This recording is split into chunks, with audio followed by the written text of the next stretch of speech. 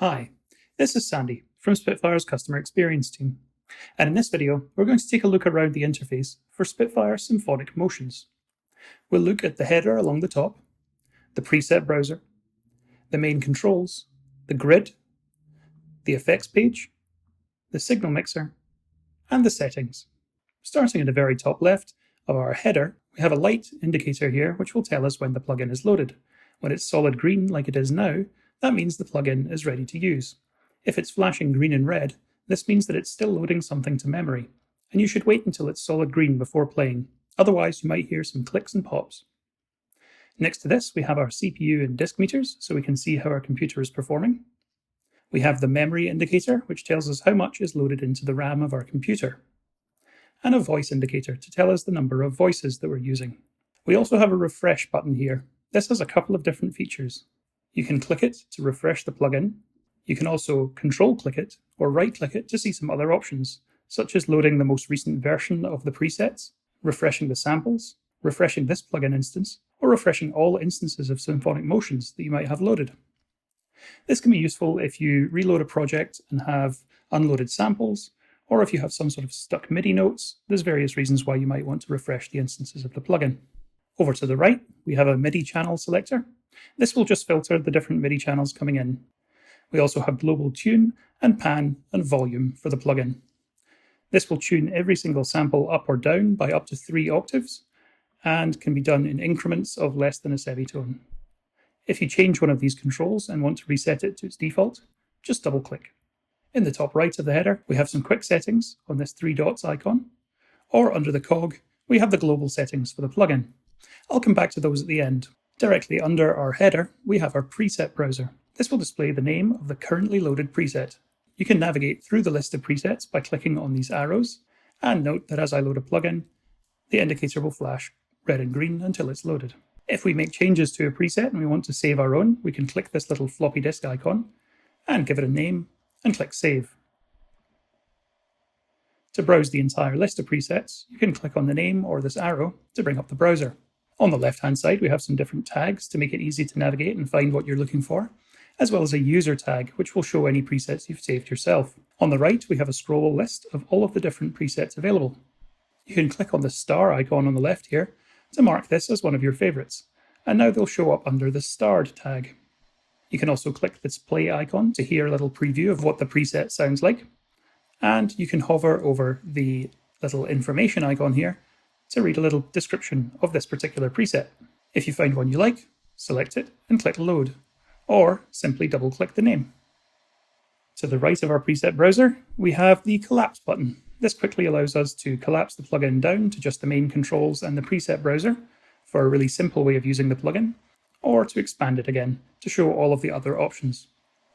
Underneath our preset browser, we have our main controls. These are the same as almost all Spitfire plugins. You'll see Expression on the left, which is a volume control. This is assigned to MIDI CC11. We have Dynamics, which will crossfade between the different dynamic layers that we've recorded in the plugin. This is assigned to MIDI CC1, or the mod wheel on most keyboards. To the right of this, we have the knob. This can control several different parameters. You can click in the middle of the knob to see a list of what's available, and also to see which is currently assigned. In this case, we can see reverb is assigned because it's highlighted in pale green. We can click the button on the knob again to get rid of that list. Any of these controls can be reassigned by right-clicking or control-clicking and removing the current assignment or learning a new one. Note that if you do this to the knob, this will change the assignment for whichever parameter is assigned to the knob at the time. So if you change reverb, it will only change the assignment for reverb and not attack or decay, for instance. Underneath the main controls, we're presented with the grid. In the center of the grid, we can see what looks like a sort of pegboard. Along the bottom, we can see different note centers, such as F#3, B3, and E4. And then along the left-hand side, on the y-axis here, we can see different categories of technique and different note values within those categories. This is scrollable and goes all the way from normal, from a tied 16th note all the way down to a 6th, and we can scroll all the way up to the top to the ostinato section. You change the sounds that you hear in the plugin by clicking on the different circles here, essentially putting a peg in a hole. The different techniques, such as sol pont and pizzicato here, are represented with different colours, and assigning those to a note centre will display them on the keyboard at the bottom of the plugin, so you can see the assignments you've made. You can assign all of the note centres to the same technique by holding Control or Command and clicking on any one of the notes. This will assign everything to one row, or one note value within a technique. If you like, you can click on one and then hold Shift and click on another, and this will draw a straight line between the two. Holding Shift and clicking elsewhere will move that line. As well as manually choosing the techniques that we'd like to hear, we can also randomize them. Clicking Feeling Lucky will assign them completely at random.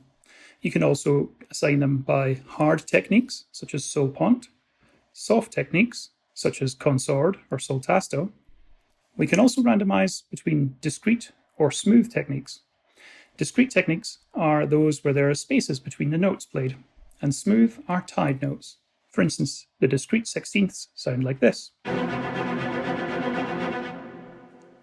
and the smooth sixteenths sound like this, with the notes tied together. If we scroll down the randomize list, we can also randomize within a particular technique, such as normal, consord, sol pont, pizzicato, and so on. Scrolling further down, we can also randomize within specific note values, so only note values of eighths, regardless of technique. Furthermore, we can randomize with only the visible techniques, so if I scroll further up the grid here and then randomize by clicking on visible, it will only randomize with what we can actually see on the grid at the time. We can also click walk, which will randomize up or down a step from the currently assigned technique. Above the randomize button, you might have noticed the overlay option here.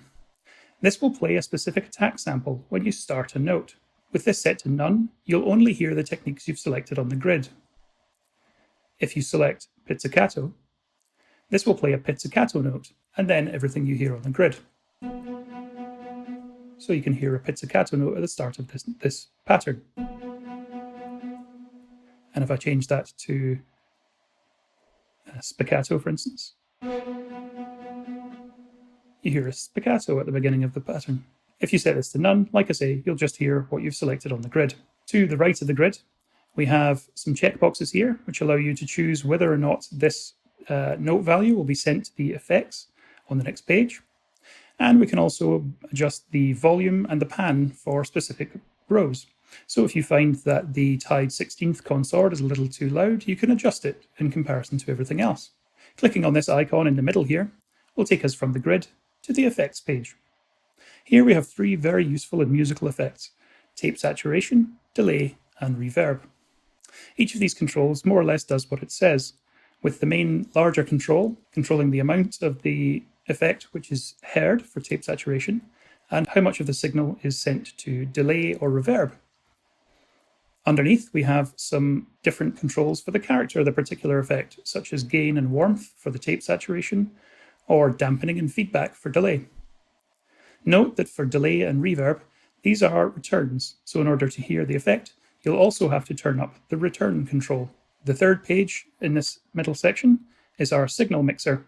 On the left-hand side, we can see the three different signals and the three different mixes available to us. You can click and drag one of these to adjust them. Dragging a control up from 0 will load that into memory, and the more signals and mixes you load, the more memory load that the plugin will use. You can disable a signal by clicking on the toggle button underneath, or by dragging it to 0. If you find a mix that you'd like, on the right-hand side of the signal mixer, we have an envelope control for the sound. If you've used any typical synthesizer, you'll probably be familiar with these: attack, decay, sustain, and release. Attack is the amount of time that it takes for the signal to reach its loudest point. Decay is the amount of time after reaching its highest point that it takes the signal to reach its sustain volume. Sustain is the volume that it will hold until you let go of the note, and release is the amount of time it will take for the signal to die away completely after you release the note.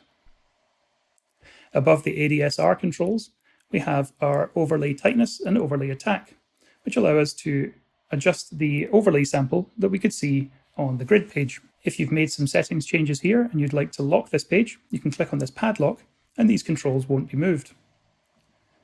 You can also save and load mixer presets by clicking on these two icons here. Much like saving a preset, you can click give it a name, and hit save. Finally, in the top right, we have our settings. The little ellipsis icon here is some quick settings for things like dynamics and velocity, as well as to remove or reset the CC mappings in the plugin. Unique to this particular plugin, you can find a quantize control here. This will quantize the MIDI notes as you play them. If you have this set to off, then the incoming MIDI won't be quantized at all.